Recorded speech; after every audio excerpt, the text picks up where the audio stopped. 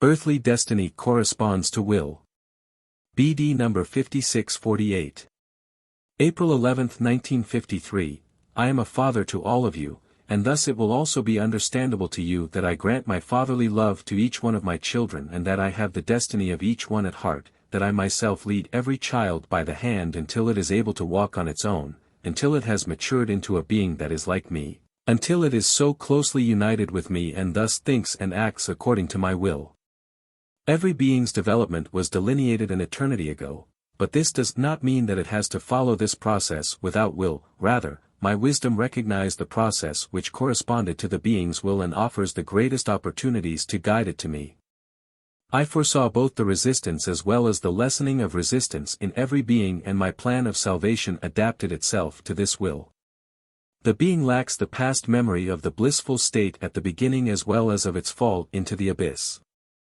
Consequently, its will can make a completely free decision as to the direction it takes. It is not influenced by me in any way. Yet my love and wisdom always placed the being into circumstances conducive for its change of will. It can very easily make the right decision but is not forced to do so. I myself will never complicate a being's process of development because my love for that which emerged from me is infinite, and because this love only ever yearns for the return of the beings to me. Thus I will always make it easy for the being to find the right path to me.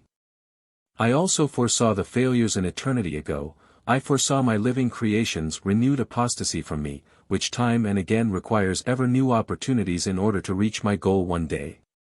But even these failures are taken into account and won't hamper me from implementing my salvation process. They merely prolong it and demand more effective means, and sooner or later they will certainly lead to the goal.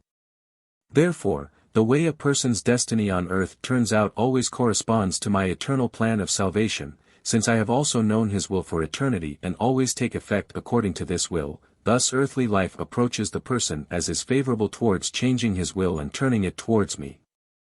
As the father of my children, I also truly know their every nature and must therefore treat each one of my children differently in order to win them over for me, in order to gain their love.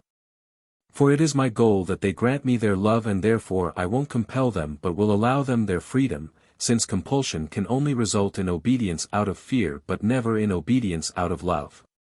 However, I yearn for my children's love and therefore never lose patience, even if my plan of return takes a long time.